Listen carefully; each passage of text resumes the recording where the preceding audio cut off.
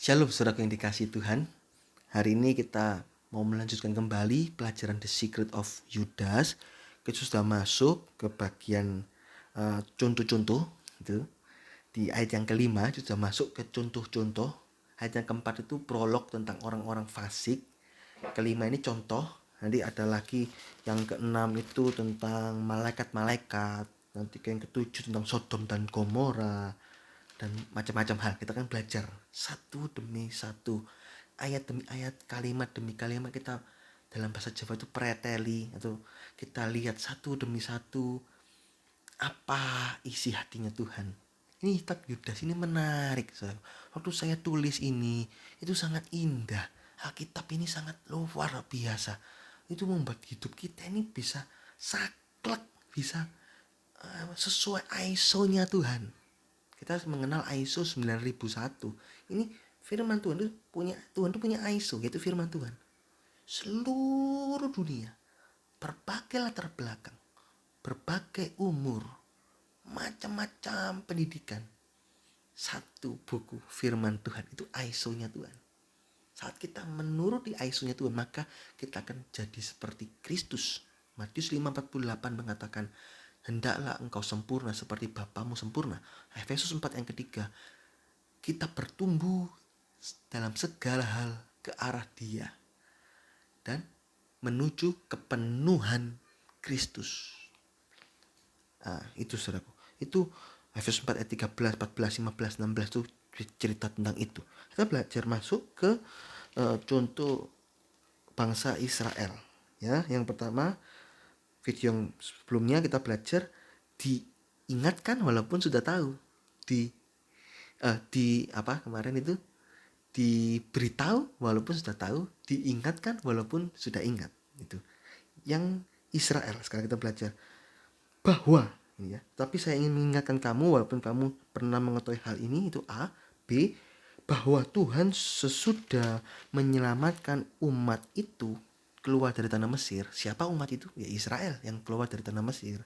Kemudian membinasakan mereka yang tidak percaya. Bayangkan, Tuhan sudah mengeluarkan bangsa Israel dari tanah Mesir, tetapi membinasakan mereka yang tidak percaya. Ini saudaraku, ini pernyataan bahwa Tuhan menyelamatkan bangsa Israel. Jelas di sini dikatakan. Tetapi ini menyeramkan kalau saya boleh kasih nilai itu. Tuhan membinasakan mereka yang tidak percaya. Tangan yang sama, itu tangan yang menyelamatkan. Tapi dengan tangan yang sama, itu membinasakan. Luar biasa firman Tuhan ya. Ini Tuhan. Ini rencana apa? Ini perbuatan Tuhan. Tapi apakah Tuhan salah? Tuhan tidak pernah salah. Kalau kita benar, maka tangan ini, tangan kanan Tuhan itu memberi kemenangan. Tangan kananmu memberi kemenangan. Itu tangan kanan Allah memberi kemenangan. Tapi tangan yang sama itu mendatangkan hukuman atas Israel yang tidak percaya. Di sini kita mengingatkan kembali. Kita mau ingat-ingat kembali tentang kehidupan bangsa Israel yang tegar tengkuk atau keras tengkuk atau keras hati. Mereka tidak mau mendengarkan firman Tuhan, tetapi penuh dengan persungutan. Gak ada air bersungut-sungut, gak ada daging bersungut-sungut, gak ada apa bersungut-sungut dan lain sebagainya. Akhirnya binasa. Paulus memperingatkan jemaat Korintus tentang akhir kehidupan bangsa Israel yang pada akhirnya itu binasa semua. Generasi pertama bangsa Israel mati semua kecuali Yosua dan Kaleb. Generasi pertama yang keluar dari tanah Mesir, gak ada yang masuk ke tanah Kanaan. Mati di padang gurun. Kenapa? Karena 10 kali mencobai Tuhan. Tuhan marah pada puncaknya, yaitu Kanaan itu ada 12 pengintai, 10 pengintai memberikan kabar busuk itu, sehingga bangsa Israel menangis merauh-rauh ingin melontari. Musa dan Harun ingin melontari Yosua dan Kaleb dengan batu. Tuhan marah. 10 orang pengintai mati kena tulah. Dan angkatan pertama mati di padang gurun karena Tuhan izinkan berputar-putar 40 tahun. Itu saudaraku. 1 Korintus 10 ayat yang pertama sampai yang ke-11. Itu Paulus memperingatkan jemaat Korintus tentang akhir kehidupan bangsa Israel. Yudas juga memperingatkan kembali tentang kehidupan bangsa Israel. Paulus mengingatkan kembali tentang bangsa Israel dari segi perbuatan jahat mereka. Kita baca aja supaya kita tahu saudaraku apa saja sih kekejian yang dilakukan oleh bangsa Israel itu. Saya akan cepat aja saudaraku ya. Ayat pertama itu 1 Korintus 10 ayat yang ke-1 sampai 11. Nenek moyang kita sudah berada dalam perlindungan awan dan melintasi laut. Bayangkan laut merah diseberangi dan diberikan tiang awan, tiang api di padang gurun. Tali kasut atau sepatunya nggak bisa rusak selama 40 tahun. Itu kan perlindungan Tuhan. Mana turun dari langit tiap hari, makan tanpa kekurangan, minum dari gunung batu. Coba di ayat yang kedua, ayat 3 itu makan rohani yang sama. Ayat keempat minum minuman rohani yang sama, sebab mereka minum dari batu karang rohani yang mengikuti mereka. Batu karang itu dibawa terus, itu keluar air terus, itu batu karang itu dibawa, ayo minum, ayo isi. Misalnya kalau punya kendi atau apa, isi dari mana? Dari batu karang itu. Bayangkan batu karang mengikut loh. Saya nggak tahu besarnya seberapa, yang jelas bisa dibawa karena mengikut saudaraku. Ini mengikuti mereka. Terus kelima, sungguh pun demikian Allah tidak berkenan dengan bagian yang terbesar dari mereka, sehingga mereka ditewaskan di padang gurun. Angkatan pertama mati di padang gurun. Bagian terbesar dari mereka. Maksudnya apa? Semua kecuali Yosua dan Kaleb. Berapa persen? Mungkin 0,0. Kalau bangsa Israel itu 2 juta orang, cuma 2 orang, berarti 0,00001. 0,000 banyak nolnya, persen. Bayangkan saudara. Semua itu menjadi contoh, ayat yang ke-6, untuk memperingatkan kita. Sama, Yudas juga menjadi contoh untuk memperingatkan kita. Ini yang ke-7, jangan menjadi penyembah berhala. Ini kejahatan mereka. 8, jangan melakukan percabulan, perzinahan. 9, jangan mencobai Tuhan. 10, jangan bersungut-sungut. 11, semuanya ini menimpa mereka menjadi contoh. Dijelaskan lagi, diulangi. Contoh ini contoh untuk peringatan bagi kita. Nah, itu dari segi Paulus menjelaskan dari sisi kejahatan bangsa Israel.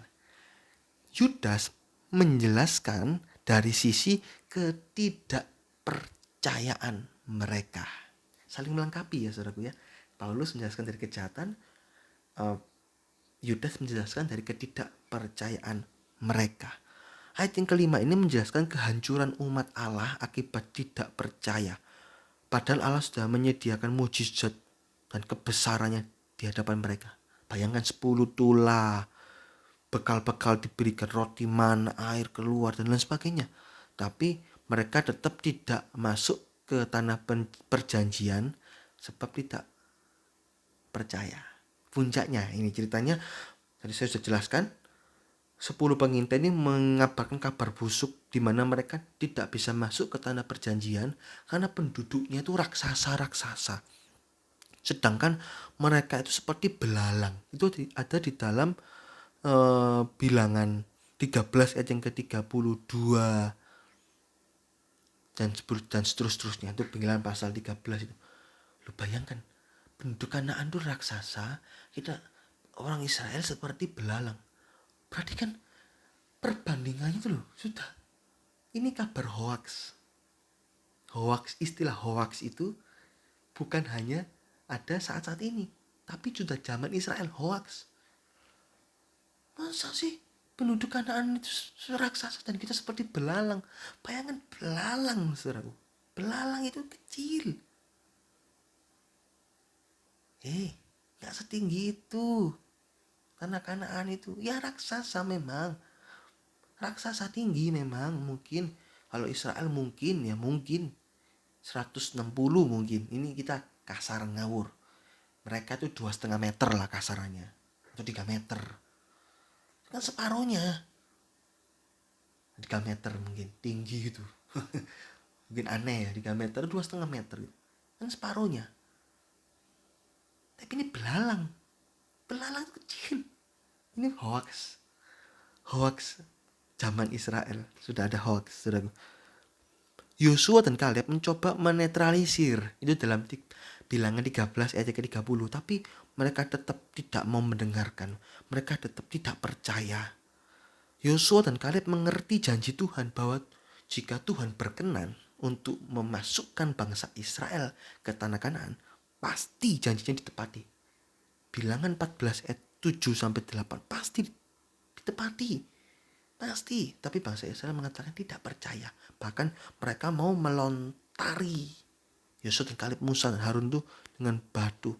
Akhirnya apa? Tuhan begitu marah atas apa yang dilakukan bangsa Israel. Padahal mereka sudah melihat kebesaran Tuhan. Bilangan 14 ayat yang ke-11. Total 10 kali. Yang sudah saya katakan tadi, bangsa Israel berontak padahal sudah melihat mujizat Tuhan. Bilangan 14 ayat yang ke-22. Jadi bilangan pasal 13-14 ini cerita tidak percaya itu, dan yang dijelaskan oleh kitab Yudas itu, Yudas 1 dan 5 itu diambil dari penjelasan bilangan 13 dan bilangan 14 ini, saudaraku. Nah, akhirnya orang-orang tidak percaya ini batal menerima janji Tuhan masuk tanah Kanaan. Bilangan 14 ayat yang ke-23. Tuhan izinkan apa yang mereka percaya itu terjadi dalam hidup mereka. Ini ayat hafalan, saudaraku, hafalkan aja. Bilangan 14 ayat yang ke-28 kita baca. 14 kali 2, 28. Gampang hafalkannya. Bilangan 14 ayat yang ke-28. Jadi hati-hati, jangan ngomong sembarangan ini. Katakanlah kepada mereka, demi aku yang hidup, demikianlah firman Tuhan, bahwasanya seperti yang kamu katakan di hadapanku, demikianlah akan kulakukan kepadamu. Hati-hati, jangan sembarang ngomong. Di tengah-tengah pandemi corona nih, oh aku pasti kena corona nih, aduh aku takut, aku pasti kena corona ini. Hati-hati, hati-hati, jangan ngomong sembarangan. Hati-hati nih, bilangan 14:28. Harusnya ucapanlah syukur, Tuhan lindungi saya. Kalau saya selalu berdoa seperti ini, Tuhan proteksi saya dari segala virus dan proteksi semua orang yang berkaitan dengan saya. Siapa yang berkaitan dengan saya? Saat saya pelayanan, saya datang ke gereja. Semua yang berkaitan dengan saya, Tuhan proteksi. Saat saya ke kantor, orang-orang di kantor, baik yang ketemu saya maupun gak ketemu saya, orang-orang di kantor, Tuhan proteksi. Siapa? Pelanggan-pelanggan, langganan-langganan, semua langganan Tuhan proteksi. Siapa lagi? Supplier saya kerja di kantor, punya supplier, Tuhan juga proteksi. Keluarga saya, Tuhan juga proteksi. Itu selalu doa saya tiap hari. Tuhan proteksi saya dan semua yang berkaitan dengan saya. Itu doa saya. Nah, hati-hati, jangan takut-takut, jangan ngawur-ngawur ngomong. Hati-hati, ini bilangan 14:28. Saya nggak percaya. Saya nggak percaya firman Tuhan. Hati-hati. Yang kamu nggak percaya, kamu akan kena itu. Dan kamu akan menyesal. Hati-hati, saudaraku. Bilangan 14 ayat ke-29. Akhirnya mereka binasa. Kisah dari bangsa Israel ini, kita bisa melihat alasan mereka tidak percaya. Apa? Kenapa? Kita kan telusuri ini. Kita gali lebih dalam lagi. Kenapa Yudas sampai menjelaskan bangsa Israel itu? Kenapa? Karena mereka gak percaya. Alasannya apa? Ini ya. Karena firman Tuhan tidak bertumbuh dalam hidup mereka. Itu dijelaskan dalam Ibrani 4 ayat yang kedua. Nah ini ya. Karena kepada kita diberitakan juga kabar kesukaan sama seperti kepada mereka, bangsa Israel. Tetapi firman pemberitaan itu tidak berguna bagi mereka karena tidak bertumbuh bersama-sama dengan iman dengan mereka yang mendengarkannya. Memang orang beriman itu harus hidup oleh iman. Roma 10 ayat 11, Roma 1 ayat yang ke-17. Dan firman Tuhan itulah benih-benih iman. Iman timbul karena pendengaran akan firman Tuhan. Roma 10 ayat 17. Tadi Roma 1 17, Roma 10 17. Bangsa Israel memang mendengar firman Tuhan, tetapi karena kekerasan hati mereka, maka firman Tuhan itu tidak bertumbuh sejalan dengan iman mereka.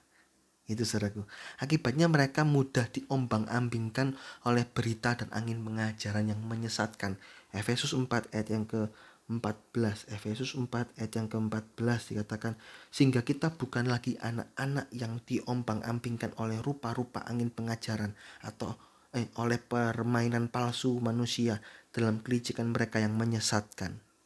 Ayo kita bertumbuh dalam firman. Rajin-rajin baca Alkitab. Kalau nggak ngerti, kita bisa sharing bersama. Serah kalau mau tulis komen untuk tanya sesuatu, silakan tulis. Kita sama-sama belajar. Kalau saya nggak paham, ya saya akan berdoa lagi. Sama-sama minta jawaban dari Tuhan. Kita sama-sama belajar firman Tuhan. Terus belajar dan terus bertumbuh dalam pengenalan akan firman Tuhan, saudaraku. Sehingga apa? Gak mudah diombang-ambingkan.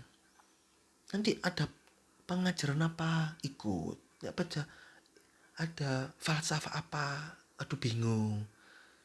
Hati-hati saudaraku, nanti bisa binasa karena kekerasan hati kita, karena gak belajar firman Tuhan, akhirnya gak bertumbuh, gampang diombang-ambingkan.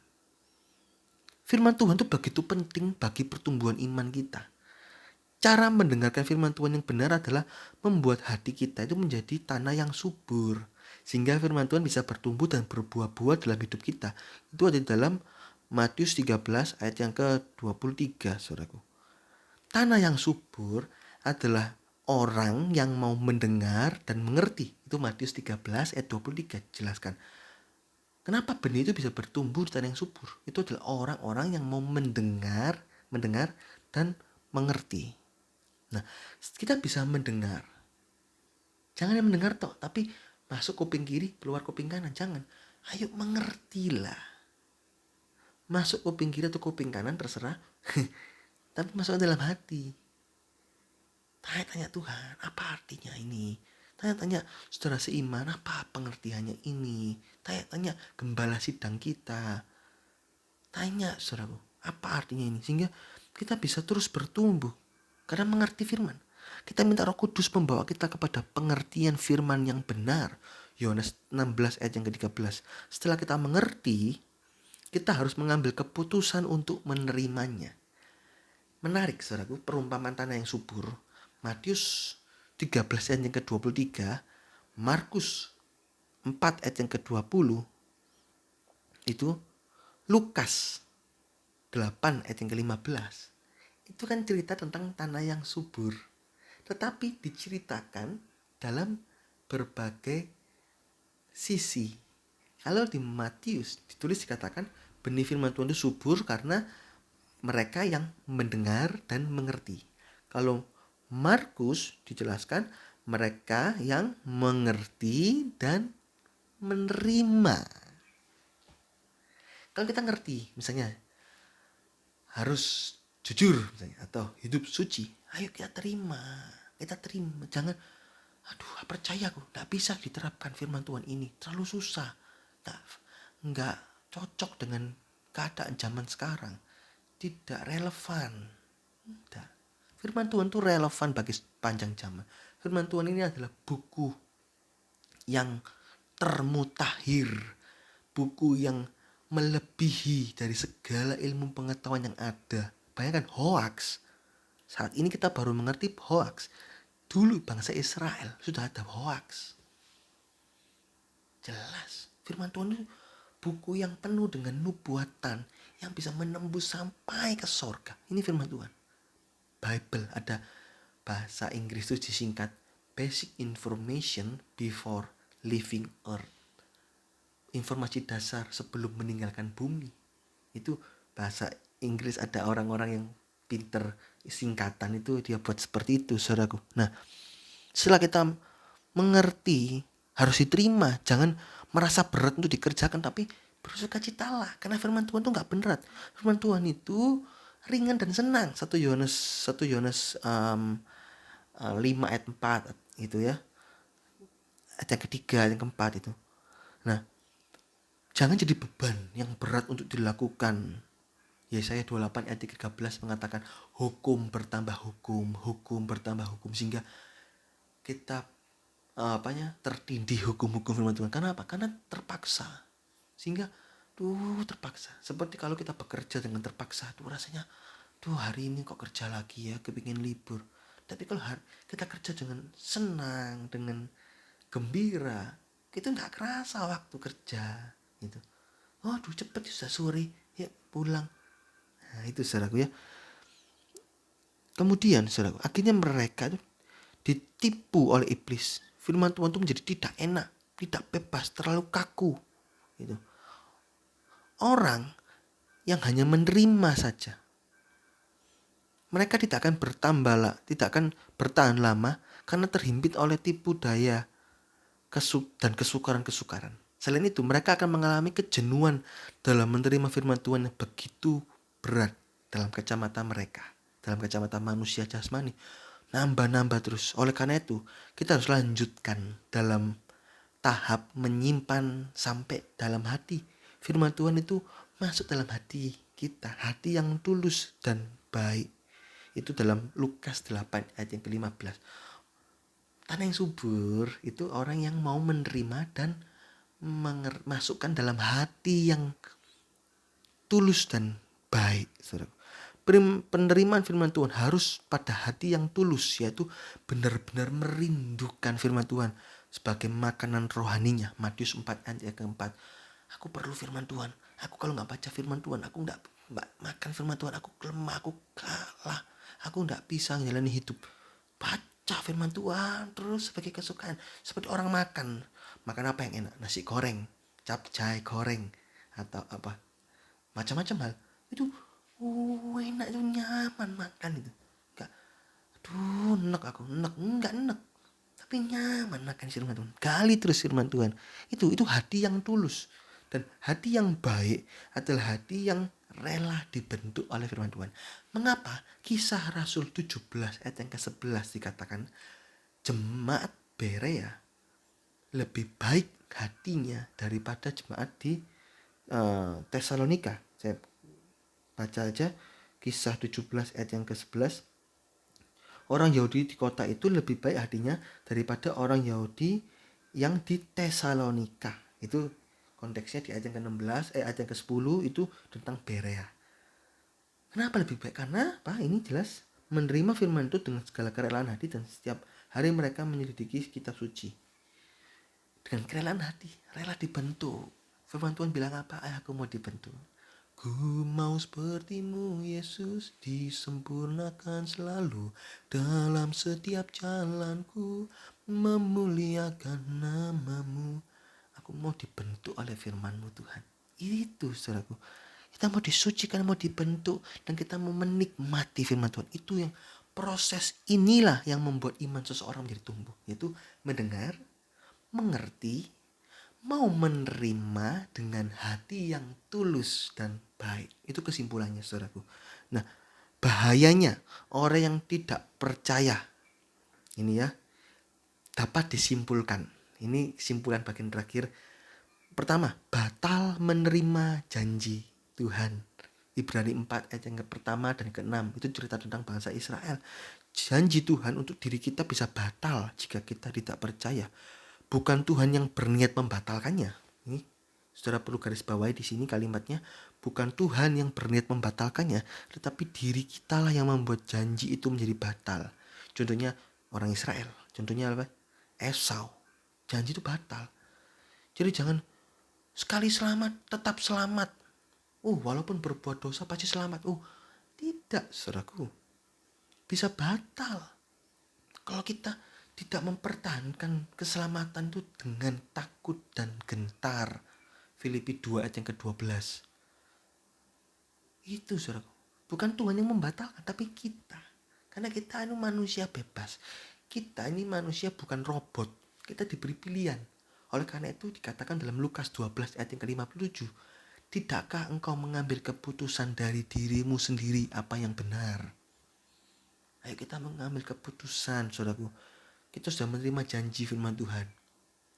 Kita mau pegang janji itu sampai janji itu digenapi. Ya saudaraku, contoh janji bahwa kita tidak akan berkekurangan. Anak cucu kita gak akan meminta-minta. Di tengah-tengah pandemi corona ini, kita pegang janji itu. Kita pegang, bukan kita klaim loh ya. Bedakan klaim dengan pegang. Ini seringkali orang-orang pakai kata klaim. Aku klaim firman Tuhan. Aku klaim janji Tuhan. Kita ini bukan, Tuhan itu bukan asuransi. Kalau asuransi kita bayar premi. Asuransi kita klaim. Aku udah bayar premi. Aku sakit, aku minta uang. Kan begitu. Itu klaim. Tapi kita gak klaim. Siapa kita? Kok bisa bayar? Kita ditebus dengan darah yang mahal. Kita gak berhak, hidup kita bukan milik kita lagi. Oleh karena itu kita tidak klaim janji Tuhan, tapi kita pegang janji Tuhan. Aku pegang, Yesus memegangku dengan tangan kananmu. Itu percaya, Yesus pegang tangan. Yesus memberiku kemenangan. Yesus memberi kemenangan itu, dan kita percaya, kita pegang sehingga hidup kita berkemenangan. Ya. Kedua, tidak bisa melihat kemuliaan Tuhan. 2 Raja-Raja 7 ayat yang kedua. Orang yang tidak percaya tidak akan melihat mukjizat dan pertolongan Tuhan, saudaraku. 2 Raja-Raja 7 ayat yang kedua. Ini tentang perwira. Sekalipun Tuhan membukakan tingkap-tingkap dari langit, tidak akan mungkin harga itu turun. Tapi Elisa bilang, harga itu akan turun dan kamu akan mati. Kamu akan melihat saja. Sungguhan, tiba-tiba turun harganya. Harga barang apa itu saya lupa itu. Akhirnya perwira itu mati diinjak-injak. Karena banyak orang menyerbu, kan turun menyerbu. Harga turun menyerbu itu. Itu saudara bisa baca dalam 2 Raja-Raja 7 ayat yang kedua dan ke-17. Oleh bilur-bilurmu aku disembuhkan. Gak percaya? Ya, ayo kita pegang janji Tuhan. Oleh bilurmu disembuhkan. Oleh bilur-bilurmu aku sembuh. Dan Tuhan akan menyembuhkan. Tuhan akan menyatakan mujizatnya, saudara. Ketiga, mendapat hal yang sesuai yang ditakuti. Mendapat hal sesuai yang ditakuti. Ayub 3:25, bilangan 14 ayat yang ke-28 dikatakan tadi. Aku akan membuatkan apa yang kau katakan di hadapanku. Hati-hati, jangan sembarangan ngomong. Justru apa yang kita takuti itu akan terjadi. Aduh sakit, aku sakit. Ini sakit sungguhan. Karena itu kata-kata iman, kata-kata yang kita keluarkan jangan sembarangan. Itu diperhitungkan Tuhan. Tuhan bisa izinkan itu terjadi untuk menjadi pelajaran dalam hidup kita. Oleh karena itu jangan khawatir berlebihan, melainkan serahkanlah khawatir kita kepada Tuhan. 1 Petrus 5 ayat yang ke-7. Yang terakhir, orang yang gak percaya itu tidak ada kekuatan. Amsal 24 ayat yang ke-10. Orang yang tidak percaya maka dia tidak mempunyai kekuatan untuk melawan masalah yang menghadangnya. Ada masalah, dia gak percaya akan janji Tuhan. Dia gak punya kekuatan untuk melawannya. Akhirnya stres, bunuh diri, akhirnya stres. Dan akhirnya apa? Minum obat tidur, minum apa dan lain sebagainya. Itu saudaraku. Karena dia gak punya kekuatan untuk melawan masalah yang menghadangnya. Mereka gak mau diberikan janji firman Tuhan. Mereka gak percaya. Akhirnya itu tadi. Hidupnya makin tawar hati, makin dihimpit oleh masalah. Jalan terakhirnya adalah bunuh diri, masuk neraka yang kekal. Ini saudaraku, ayat yang kelima tentang bangsa Israel. Ayat yang kelima A.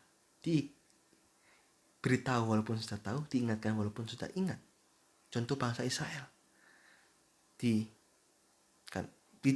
Binasa karena tidak percaya. Puji Tuhan, Tuhan Yesus memberkati.